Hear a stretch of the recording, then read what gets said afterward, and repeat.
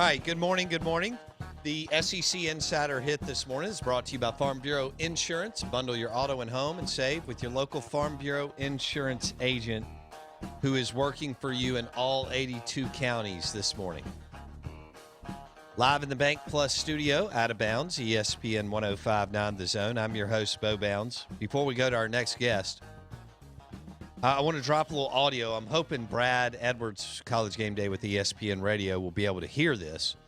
We had Dave Bartu on. He profiled college QBs and NFL QBs and so on, and just basically talked about how most of the time blue blood QBs do not work in the NFL because they don't have to elevate their programs. This is Bartu. Don't buy the quarterback from the elite program that had the elite talent around him. Quarterbacks don't learn to be an NFL quarterback at elite schools.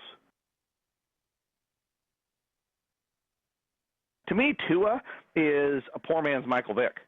Michael Vick had a better arm. He was bigger. He was faster. He was stronger. He was more durable. Everything. Interesting. We'll go to the Coors Light guest line. Welcome in Brad Edwards, College Game Day on ESPN Radio. Brad, could you hear those drops? Yeah. Yep, I heard that. Cool. I know we're going to discuss some other topics, but anything jump out at you? Your thoughts on that? Well, the topic in general is one that you and I talked about many years ago. It might have been like 15 years ago, when around the time that Eli was drafted or just starting in the NFL, somewhere in that range, we were talking about how some of the best quarterbacks in the NFL not necessarily came from small schools, although some of them did and still do.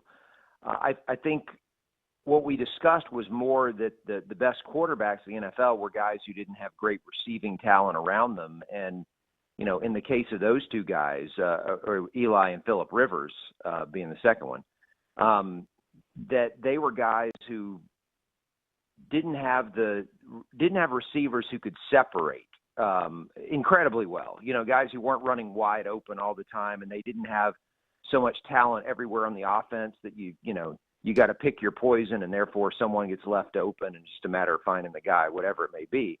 And so what that requires you to do is to learn how to throw into tight windows. And so I think you can find a whole lot of examples of guys who were successful in the NFL at schools that were not top 10. Were not competing for national championships, but just because of that, is because they had to learn how to be close to perfect, in order to complete passes, in order to move their offense. And so I think there is something to that. Certainly it doesn't mean that you can't. I'll tell you another one that falls into that category would be Drew Brees, when he was at Purdue. Now, it was a different type of offense where they were throwing the ball a lot more. But yeah, he didn't have a lot of game breakers at receiver, and so he learned how to place the ball. Now, specific to Tua, that's something that has always been, not just something that shows up in the stats, but is noted by scouts, is his accuracy, his ability to put the ball right where it needs to be. And so as much as you cannot deny that he was helped by having elite receivers, guys who were going to, take a 7-yard pass and go 60 with it, you could also argue that they wouldn't have made a lot of those plays without the ball being put in the right spot. So has he been challenged to make throws in the tight windows in all areas of the field? Probably not. Whether he can make those throws, to me, the bigger issue, it's not so much his accuracy and the health, which I think is the biggest concern. It's how is he going to stand up in the pocket to more pressure than what he has typically faced? Because obviously at Alabama, they had a lot of things that were really working well, and it wasn't like he spent a whole lot of time under duress. So I think with him and a whole lot of quarterbacks who played for really big-time programs, that becomes an issue. How do they perform under pressure in the pocket? Because most of them didn't get accustomed to facing it in college, and when they did, it was kind of the exception to the rule. Brad Edwards, College Game Day on ESPN Radio. Yeah, it's just interesting that,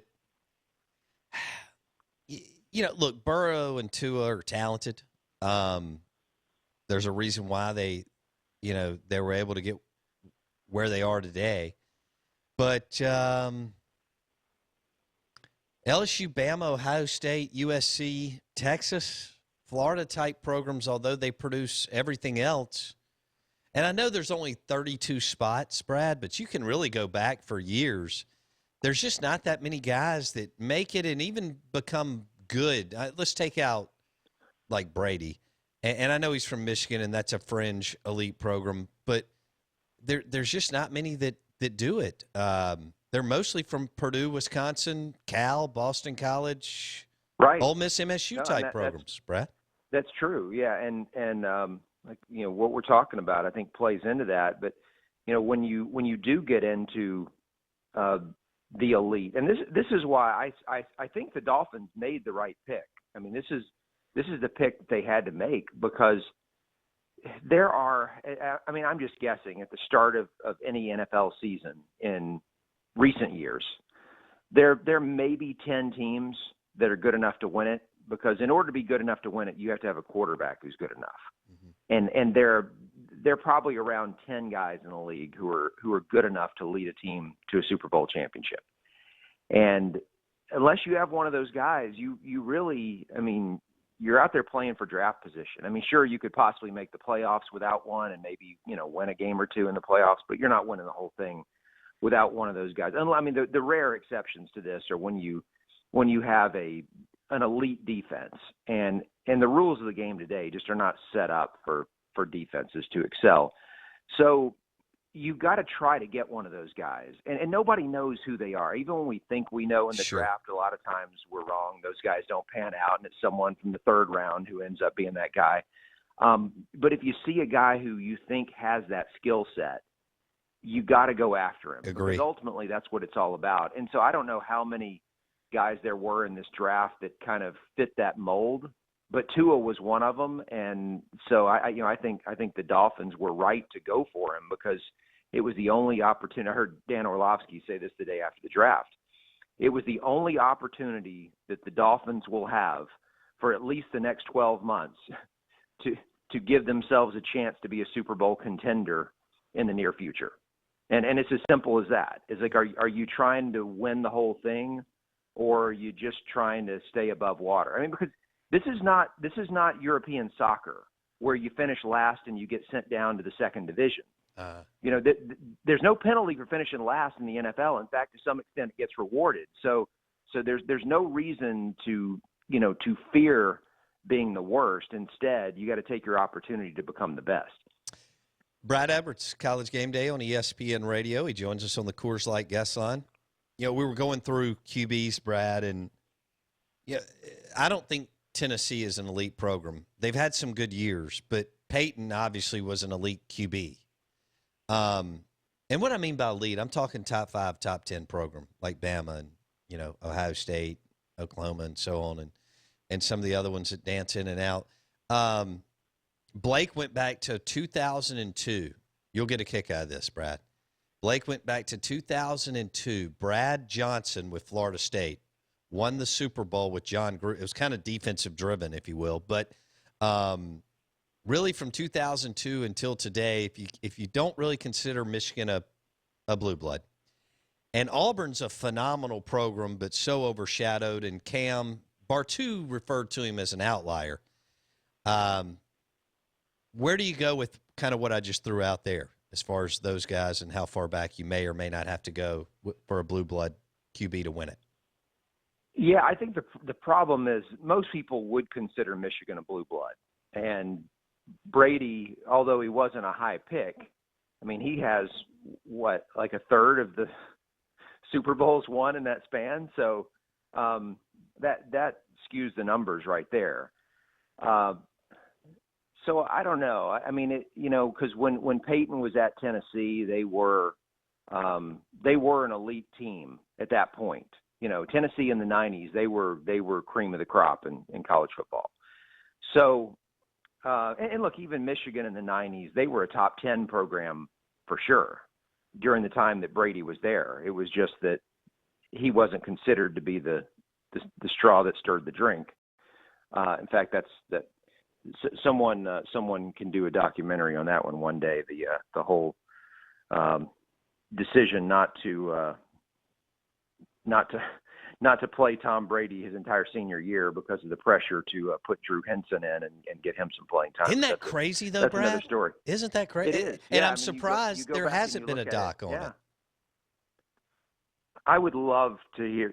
I'm sure that there have been people locally who've opened up about it, and maybe there's not a juicy story behind it anyway. But it might have been as simple as Lloyd Carr just wanted to be sure to keep the 5-star recruit happy so that he didn't transfer, so that he would have him after Brady was gone.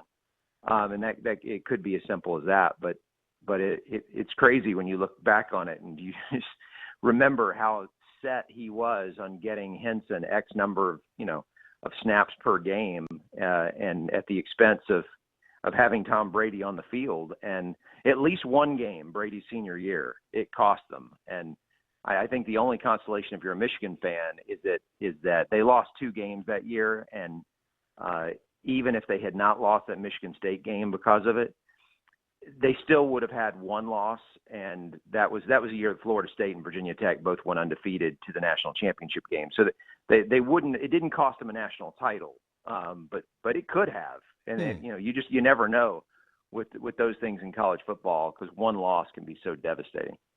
Brad Edwards, College Game Day, ESPN Radio, talking college QBs to the NFL. So.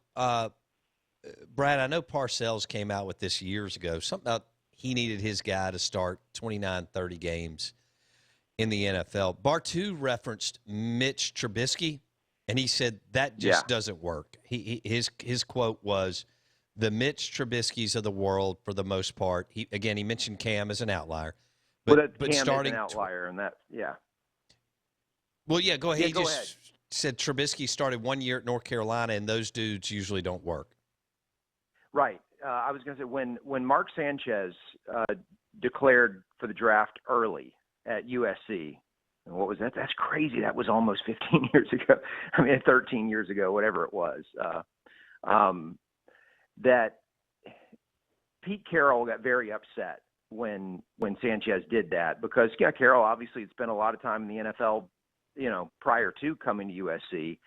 And his experience, and I think the data was there to back it up, is that most guys with only 1 year of starting in college football aren't ready for the NFL, and especially the ones that get drafted early. They very rarely pan out, and I think that trend has continued ever since then. I remember looking it up after Carroll said that, and he was right. And with the exception of Cam, I think it has basically held true to this point.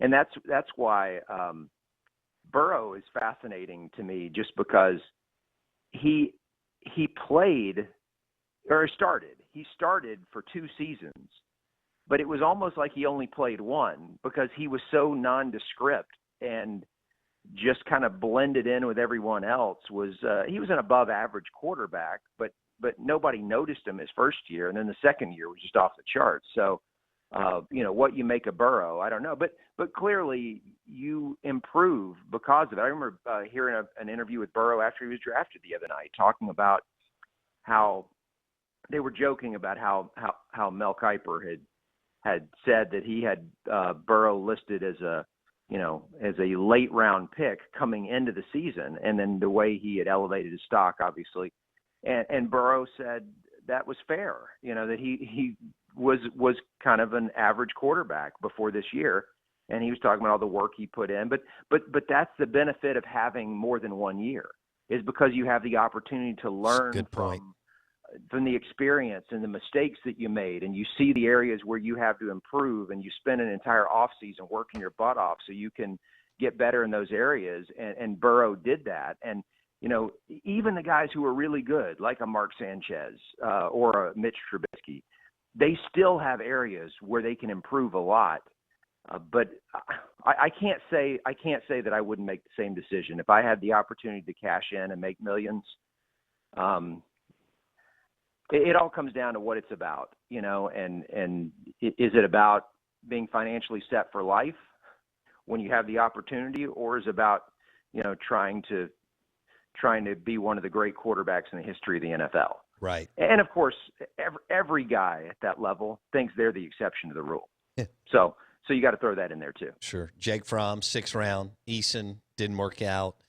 Bartu didn't, really like either one of those guys. Just as far as he kind of bases it around, how many wins did you shoulder in college, which I think is where you and I went several. Well, we've hit on this topic several times, you and I. I remember you saying this. This jumped out at me in 2003. I'll never forget this. I can't remember if it was right before you went to the Heisman deal or right after. But you were just kind of talking and in passing. You said, well, yeah, I mean, I can make a strong case for Eli Manning should win the Heisman or should have won the Heisman. I think it was Ryan White or somebody from Oklahoma. And you just Jason White, yeah. Jason White, sorry. I think Ryan Although that White's was also Larry Fitzgerald's year. So Larry Fitzgerald was the best player in that draft. But go ahead. Go ahead. You still could have made a case for Eli, too. You did. And you said, look, I don't have to penalize him for losing to Memphis and Texas Tech because I just know he's good because of his supporting cast, I guess, is what the point you were making during Christmas holidays that year. And that really jumped out at and they me. almost won they almost won the SEC West over the eventual national champions. Yeah. And I mean, I can't say that it was all him, but it was certainly one of those instances where one guy puts a team on his shoulders and takes them, and they almost did it. And, I mean, look, you can, just because of who they lost to in the non-conference, you know that they weren't elite, but they almost changed history. I mean, they were so close to winning that LSU game, and if they had, at the very least, there would have been a different national champion in college football that year. Yeah, that's and other. You mentioned Sanchez. I say that, it's funny. I say that, Bo. There actually wouldn't have been, because what would have happened is it would have been, instead of that controversy we had in the BCS, if LSU had another loss, it would have been USC going up against Oklahoma in the BCS championship game, and that was the most, ended up being the most controversial thing that happened in the entire BCS era, and it probably would have been alleviated if Ole Miss had beaten LSU, but obviously that didn't happen. No. Out of bounds, ESPN 105.9 The Zone. Brad Edwards on the Coors Light guest line. Blake, do you have something? I do have a question. You look like you've been – all right. So well, I've been pondering what you guys have been talking about. Well, it's fun to discuss this stuff. It's just fun to see, why does somebody make it? Why don't they? And I'm not anti-Tua or Burrow or anybody else. It's just fun to discuss how it all works and plays out from one level to the other. What do you have for Brad? Well, Brad, I wanted to go into kind of over the last – I guess let's keep it with while Bo's been on the air, so the last 15 seasons basically. What quarterback have you been you've said, hey, that guy made his team a winner in college. Why did the NFL not see that? And he fell in the draft. That maybe they came successful, maybe they didn't. But I think again, just to keep it local, when you have a guy like Dak fall to the 4th round, pick 135, and you have guys like Connor Cook and other guys go ahead of him, where you're like, how in the world does that guy get drafted? He never elevated his team. Who's been that guy over the last 15 years where you is it Dak, or is there somebody else where you say, how did that quarterback fall so far despite what they did to elevate the team that they were on? Well, I can't say that I expected Dak to be successful in the NFL, because that would be a lie. But obviously he was the main reason that they were having the success that they – I mean, look, those who have lived in Mississippi for any length of time know that we might be 50 years down the line and people are still marveling at the fact that Mississippi State was number 1 in the nation for 5 straight weeks. I mean, growing up a State fan, if you had asked me at age 30, so that would have been 2001, whether Mississippi State would ever reach number 1 in the AP poll in college football, I would have laughed in your face. That was a ridiculous question. So I mean, obviously, Dak was really good as a college quarterback in order to get a team to that point, but I never thought his game translated to the NFL, and so that's where I would have struck out. I'm trying to think of someone who fell like out of the first round, where I'm like, what are you doing? And then the big guy ended up being great, and you say, see, I mean, like, what about Russell everyone Wilson? who follows college football could have told you this. Russell Wilson, I didn't think he was big enough. Different reasons than Dak. With Dak, I thought that the running was too much a part of his game, and that wouldn't be able to translate to the NFL. Russell Wilson, I didn't think he was big enough. So, and thing with Wilson, even though he was incredibly efficient when he was at NC State, their offenses weren't anything special. They weren't prolific, and then he got to Wisconsin where he had a good offensive line and a good running game around him, and even though he didn't have great receivers, they had just a really good offense. And so, I don't know, I kind of felt like, hey, this is what happens when you get an accurate quarterback in an offense that can run the ball at will. So he wouldn't be a guy either. I don't know. I can't really come up with one. I mean, I know in more recent years, Deshaun Watson, I don't remember who was drafted ahead of him at quarterback in that draft. Mitchell Trubisky and Patrick Mahomes. Oh, Trubisky was in that draft. See, okay. that was the draft where Trubisky's 2 and the Bears trade up to get him. And both Mahomes and Watkins go, I believe, if I'm not mistaken, number 10 and number 12. We've only got about 90 seconds. Go ahead. Okay.